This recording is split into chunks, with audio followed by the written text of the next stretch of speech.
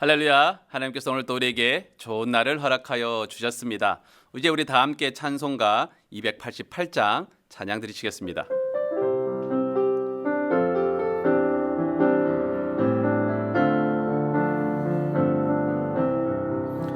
예수를 나의 구주 삼고 성령과 피로써 거듭나니 이 세상에서 내 영혼이 하늘의 영광 누리도다. 이것이 나의 간증이요 이것이 나의 찬송일세.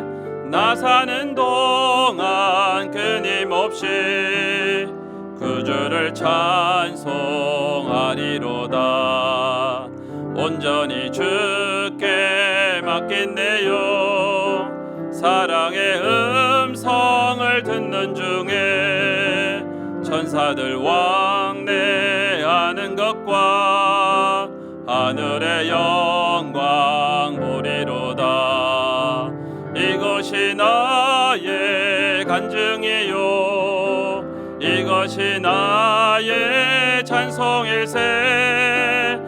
나 사는 동안 끊임없이 구주를 찬송하리로다. 주 안에 기쁨 누림으로 마음의 풍랑이 잔잔하니 세상과 나는 간 곳 없고 구속한 주만 보이도다. 이것이 나의 간증이요 이것이 나의 찬송일세. 나 사는 동안 끊임없이 구주를 찬송하리로다. 아멘. 함께 기도하시겠습니다. 사랑하는 풍성하신 하나님 아버지, 감사합니다. 이번 한 주간도 주님 은혜 안에서 저희들 지켜주시고 또한 이렇게 말씀의 자리로, 예배 자리로 저희들 인도하여 주심에 감사드립니다. 우리가 고백했던 것처럼 우리의 인생이 오직 주님만을 구주로 삼으며 나아가는 그러한 인생이 되게 인도하여 주시옵소서.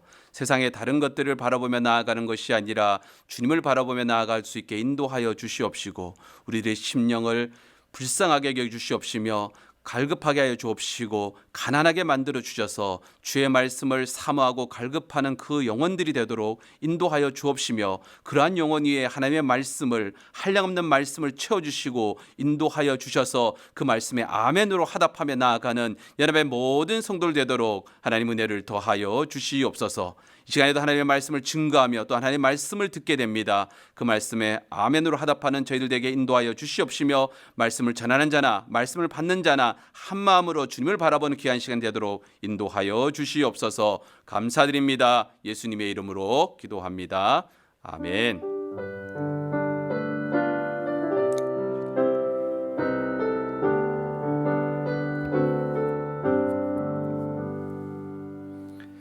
하나님께서 오늘 우리에게 주시는 말씀, 우리가 한 목소리를 함께 합독하도록 하겠습니다.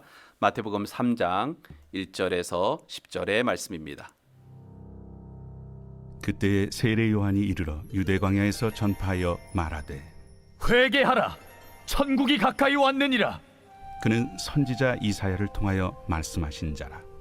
광야에 외치는 자의 소리가 있어 이르되, 너희는 주의 길을 준비하라. 그가 오실 길을 곧게 하라. 이 요한은 낙탈털 옷을 입고 허리에 가죽띠를 띠고 음식은 메뚜기와 석청이었더라.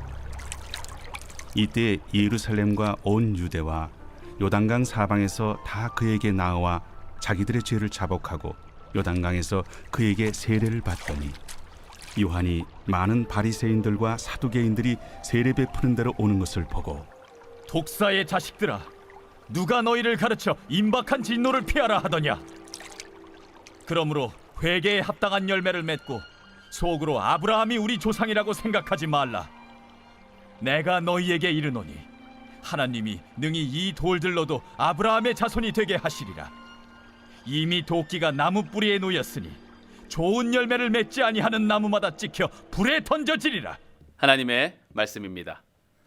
신학의 주제 중에서 already not yet이라는 것이 있습니다. 한국말로 표현하면은 이미 아직 정도로 될 것 같습니다. 이것은 하나님의 나라와 관련된 어떤 하나의 표현을 하는 주제이기도 합니다. 주님께서 이 땅에 오심으로 인해 이미 하나님의 나라가 도래했다라고 하는 것이고, 그러나 아직 완전한 하나님의 나라가 이루어진 것은 아니다라는 것이죠. 완전한 하나님의 나라는 주님께서 다시 오실 때에 이루어지는 것입니다. 따라서 우리, 즉 성도는 이미와 아직 이 사이에서 긴장감을 갖고 살아가는 존재임을 말합니다. 성도는 오신 주님으로 인해서 구원의 은혜를 경험한 사람입니다. 그리고 다시 오실 주님을 기대하고 준비하면서 살아가야 하는 존재이기도 합니다. 대강절에만 오실 주님을 기억하고 기다리는 것이 아니라 우리의 삶 전체가 다시 오실 주님을 기대하면서 준비해야 하는 것입니다. 그런데 자꾸 이러한 사실을 현실에 묻혀 잊어버리고 신앙생활을 하게 됩니다. 오늘 본문의 말씀은 우리들에게 다시 오실 주님을 기다리는 성도가 무엇을 준비하며 어떻게 준비해야 하는지를 세례 요한의 외침을 통해서 우리들에게 들려주십니다. 먼저 1절의 말씀입니다. 그때에 세례 요한이 이르러 유대의 광야에서 전파하여 말하되. 오늘 본문의 시작은 그때에라고부터 시작을 합니다. 2장과 연결된 시간의 흐름을 이야기하는 그때에가 아닙니다. 헤롯이 아기 예수를 죽이라고 하고 그 예수님이 애굽으로 내려갔다가 온 그때가 아니라는 겁니다.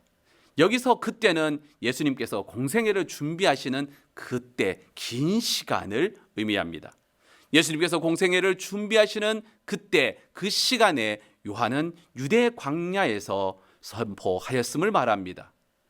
요한이 한 행동이 하루 이틀이 아니라는 것이죠. 긴 시간 동안 유대 광야에서 하나님의 말씀을 선포하였습니다. 유대 광야는 지도에서 보시는 것처럼 사해의 왼쪽에 위치해 있습니다. 요단강 지류가 있는 곳이기도 합니다. 사진에서 보시는 것처럼 황량한 광야입니다. 이곳에는 혁복들이 있는데 그곳에 물이 흐르는 곳도 있기 때문에 요한이 세례를 줄 수 있기도 하였습니다. 이곳은 사람들이 모이는 곳이 아닙니다. 지나가는 사람이 아마 한둘이 있을 정도일지 모르겠지만 사람이 없는 빈 곳이 바로 이런 광야였습니다.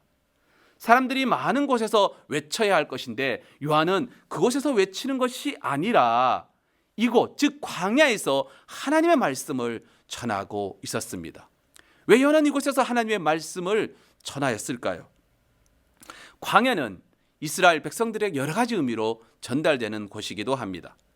부정적인 측면으로 본다면 광야는 이스라엘 백성들이 방황한 장소이기도 합니다. 38년 동안 출애굽한 이후에 그 이후에 계속해서 40년 가까이를 계속해서 그 광야에서 방황을 한 장소인 것이죠. 그러나 반대로 긍정적으로 보면은 광야는 애굽의 속박을 벗어나 가나안 땅으로 가던 곳에 머물렀던 어떤 하나의 해방의 공간이기도 하였습니다. 그래서 이스라엘 백성들에게 광야는 새로운 시작을 의미하는 곳이었습니다. 무엇보다도 광야는 하나님의 보호하심과 돌보심이 있는 곳이었습니다. 하나님께서는 광야에서 이스라엘과 말씀하셨습니다. 주님이 성령에 이끌려 나간 곳도 바로 광야입니다. 광야라는 단어의 히브리어는 미드바르라고 씁니다. 이 단어의 어원인 다바르라는 단어를 쓰고 있는데 이 다바르는 말하다는 것이 의미를 갖고 있습니다. 여기에 뭐뭐로부터라고 하는 미라는 단어가 합쳐져서 미드바르, 광야를 뜻하고 있습니다. 그 단어의 의미를 충실하게 해석해 보면 그곳에서 말씀하시다는 뜻이 되죠.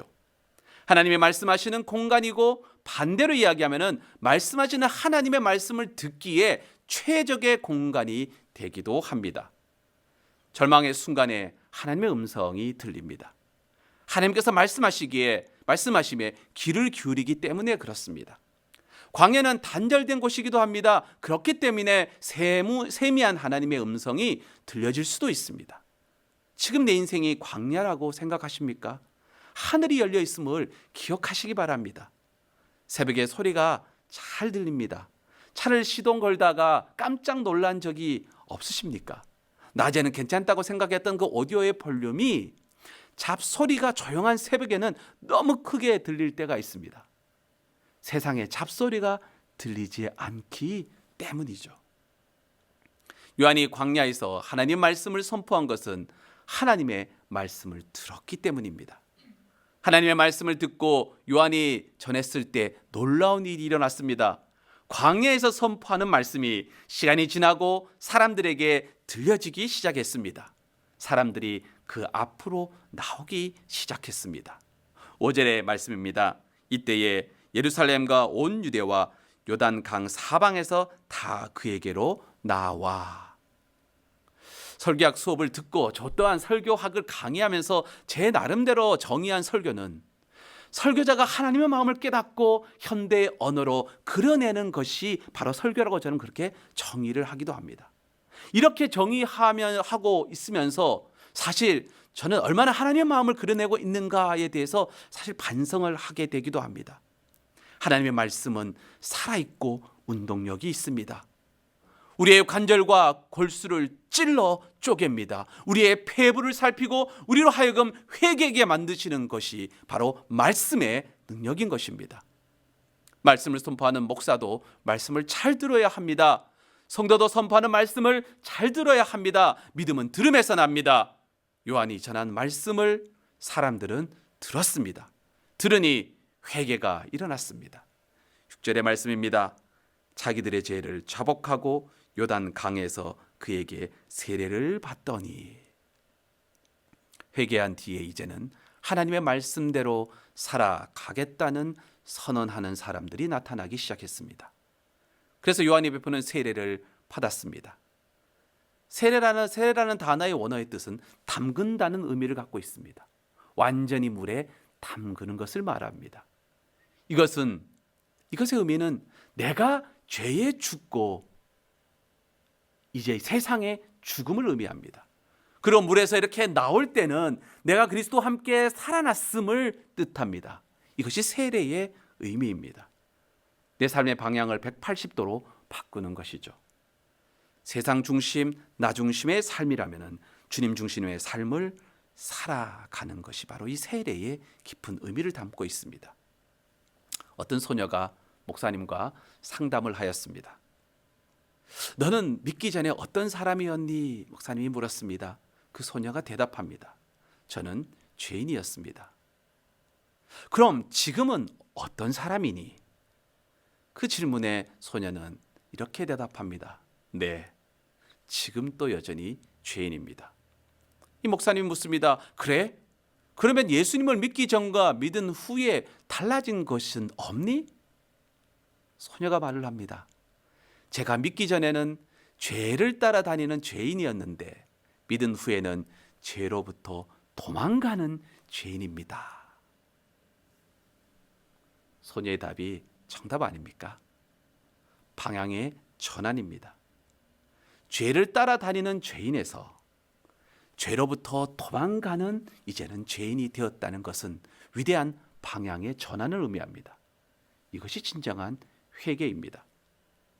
우리가 예수를 믿고 구원을 받아도 육신으로부터 죄로부터 완전히 자유로울 수 없습니다. 아직이기 때문입니다. 주님의 오심으로 완전한 하나님의 나라가 이루어지기까지 우리는 죄로부터 도망다니는 죄인인 것입니다. 이것을 인식했을 때에 진정한 회개가 이루어지는 겁니다. 요한의 선포를 듣고 회개하며 세례를 받는 사람들도 있었지만 바리새인과 사두개인은 그렇지 못했던 것 같습니다. 요한에게 나오는 이들을 향해서 세례 요한은 독사의 자식들아! 이렇게 독설을 퍼부었습니다. 누가 너희들로 다가올 진노를 피하라 하더냐? 아마 이 소리를 듣고 있었던 사두개인 바리새인들 굉장히 기분 나빴을 겁니다. 사두개인과 바리새인은 우리가 잘 아는 것처럼 유대의 전통적인 두 지도자 집단입니다. 사두개인은 다윗 시대의 제사장 사독의 후손들입니다. 전통적인 권력층입니다. 귀족입니다. 부활을 믿지 않는 현세주의자들입니다. 속된 말로 하면은 금수저 집안의 사람들입니다. 반면에 바리새인들은 노력형 지도자 그룹입니다. 613가지가 되는 율법을 다 지키는 사람입니다. 성경도 잘 알고 잘 지키는 사람입니다. 그런데 예수님께서는 이들을 책망한 것은 외식하고 형식적이기 때문이었습니다. 금식을 자랑했고 자신들의 혈통과 율법을 지킴을 자랑스럽게 생각했습니다. 세례요한이 이들을 향해서 독사의 자식이라고 부른 것은 그들 안에 있는 교만한 마음, 굳은 마음 때문이었습니다. 믿음은 들음에서 납니다. 들음은 물론 그리스도의 말씀이죠. 그런데 그 들음을 막는 요소들이 있습니다. 바로 우리 안에 교만함입니다. 9절에서 이렇게 말씀을 하고 있습니다. 속으로 아브라함이 우리 조상이라고 생각하지 말라. 내가 너희에게 이르노니 하나님이 능히 이 돌들로도 아브라함의 자손이 되게 하시리라. 유대인의 가장 큰 자부심은 아브라함의 후손이라는 것입니다. 하나님과 언약을 맺은 아브라함이 자신들의 조상이라는 것이죠. 아브라함의 후손이기 때문에 하나님과 아브라함과 맺은 언약은 그대로 자신들에게 적용된다고 믿었습니다. 그러니 구원은 당연히 자신들만의 것이었던 것이죠. 그리고 징표가 할례라고 생각했습니다. 그래서 이미 구원은 자신들의 것이며 율법도 잘 지키는 자신들은 회개와 세례가 필요 없다라고 생각했습니다. 우리의 믿음이 성장하지 않는 이유도 여기에서 찾을 수 있습니다. 하나님의 말씀을 그대로 아멘 하지 않는 겁니다. 내가 가진 지식과 경험에 비추어서 자기의 뜻에 맞게 해석합니다. 특히 목사들이 설교의 은혜 받기가 참 쉽지 않은 것 같습니다. 성경의 내용을 잘 알기 때문에 그 시간에 선포된 말씀을 아멘으로 화답하기보다는 분석을 합니다. 그러면 마음을 잃어버리게 되는 것이죠. 다른 사람 이야기하는 것이 아니라 제 이야기입니다. 그래서 매 시간 예배 시간에 타짐하고 집중하려고 참 노력을 많이 합니다. 심령이 가난한 자가 천국을 소유한다고 주님 말씀하시지 않으셨습니까? 가난한 심령이어야 주님께서 말씀하시는 것이 들립니다. 그럴 때 이 땅에서 하나님의 나라를 경험하게 되는 겁니다. 하나님의 주권이 나를 주장함을 경험하게 되는 것, 그것이 바로 이 땅에서 하나님 나라를 경험하는 것이고 회개받고 세례받는 자의 삶이 되는 겁니다. 마태를 포함해서 복음서의 기자들은 세례 요한을 이사야서에서 예언한 사람으로 묘사했습니다. 그의 삶의 모습을 볼 때 예수님의 오심을 준비하며 당시의 사람들로 하여금 예비하게 하였습니다. 멋진 장내 아나운서처럼 세례 요한은 예수님을 세상에 소개했습니다. 그도 주인공이 되고 싶지 않았겠습니까? 그럼에도 요한은 그러지 않았습니다. 주님을 바라보면서 신들매도 감당하지 못한다라고 그렇게 그는 표현하였습니다. 자신의 맡은 사명에 최선을 다했습니다. 멋진 하늘을 나는 보잉기는 600만 개의 부품으로 구성되었다고 합니다. 그런데 그중 하나라도 빠지면 안전하게 하늘을 날 수 없습니다. 모두 중요하죠. 하나님의 나라도 저는 그렇다고 생각합니다. 어떤 일이든 주님 앞에서 우리는 모두는 귀한 사역자들이 되는 것이죠. 요한은 주님의 오심을 잘 준비시켰습니다. 그럼 다시 오실 주님을 준비해야 할 사람은 누구입니까? 우리들입니다. 그럼 어떻게 준비해야 합니까? 요한은 선포했습니다. 회개하라라고 말씀했습니다. 세상 사람들에게 회개하라고 외치는 것이 아니었습니다.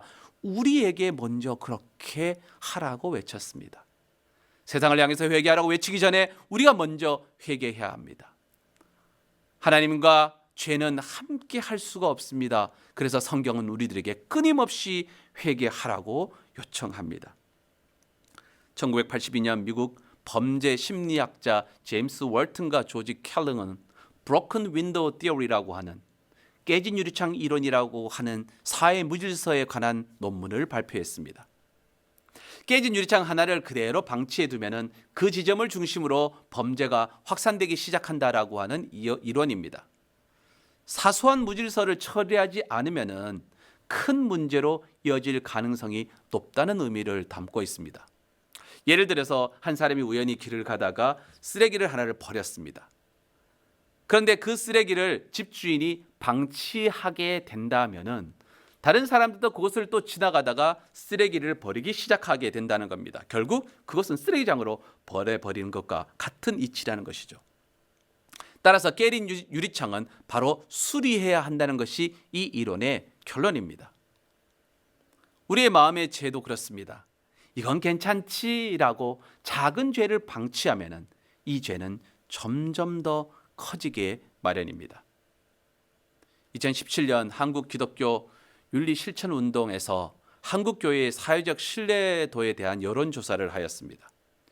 여론조사 결과 한국 교회에 대한 신뢰도는 20%라고 하는 그 결과를 받았습니다. 가장 신뢰하는 종교는 어디냐고 했을 때 카톨릭이었고 32.9%의 사람이 카톨릭을 신뢰합니다.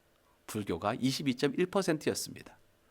세상 사람들은 교회가 사회적으로 많은 기여를 했다라고 인정하지만 그리스도인들에게 실망하는 것은 정직하지 못했다라고 하는 겁니다.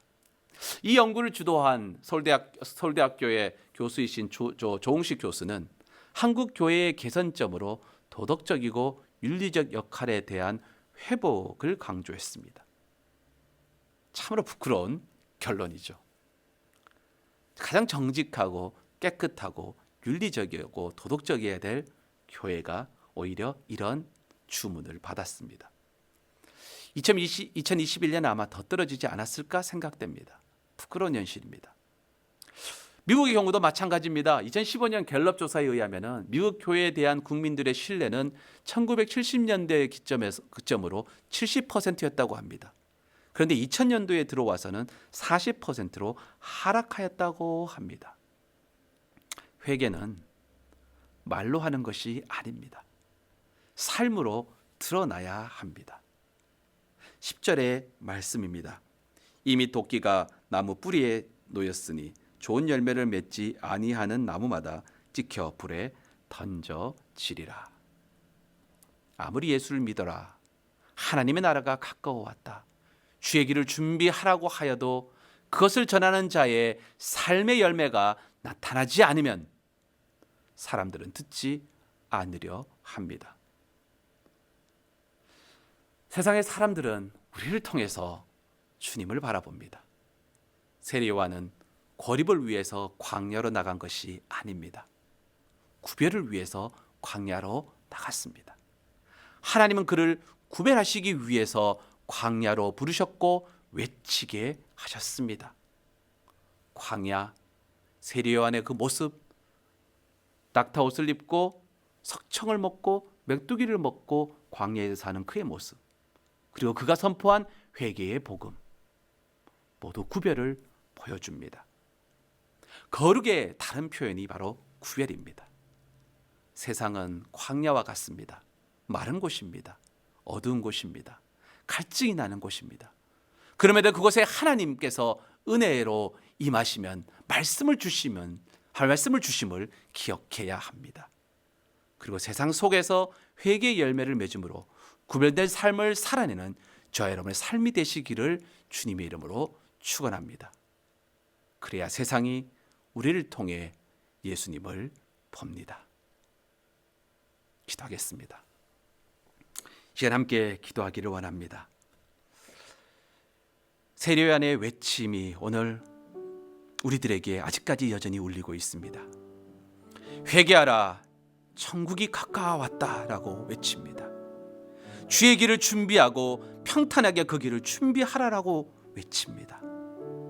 무엇보다 우리들에게 회개하라고 합니다. 그리고 바리새인들과 사두개인들을 향해서 독사의 자식이라고 이야기합니다. 오히려 그 독사의 자식이 우리가 되지 않는 것인지, 지금 내가 그런 독사의 자식이 되고 있는 것은 아닌지 시간 다시 한번 바라보며 주님 앞에 나아가기를 원합니다. 주님, 이 시간에 말씀을 임하여 주시고 그 말씀의 거울 앞에 우리를 비춰 주셔서 우리로 하여금 우리의 죄를 토설하고 회개하고 자복할 수 있는 은혜를 더하여 주시옵소서. 이 함께 이를 위해서 기도하며 나아가도록 하겠습니다.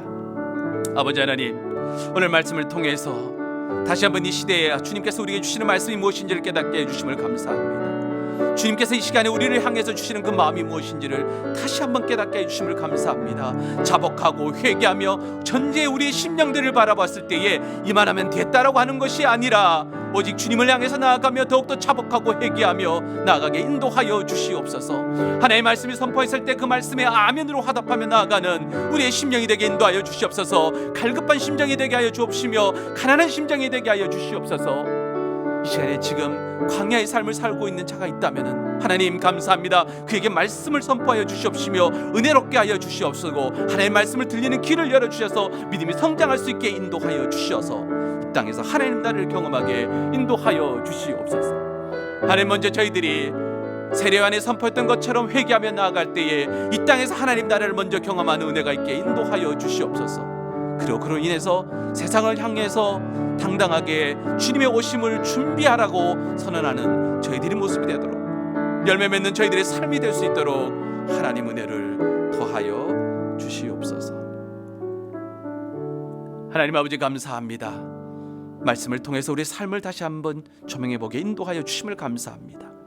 세례요한의 외침이 오늘 이 순간 저희들에게 임하게 해주심을 감사합니다. 우리의 심령이 자복하고 회개하며 나아가게 인도하여 주시옵소서. 뉘우침이 되지 않게 하여 주옵시고 회개가 일어나게 하여 주옵시며 우리의 삶이 180도로 완전히 뒤집혀지는 놀라운 은혜의 역사 있게 인도하여 주시옵소서. 그래서 우리를 통해서 세상의 주님을 바라보는 것을 기억하며 우리 삶 속에서 회개의 열매를 맺는 귀한 여러분의 성도들 되도록 은혜를 더하여 주시옵소서.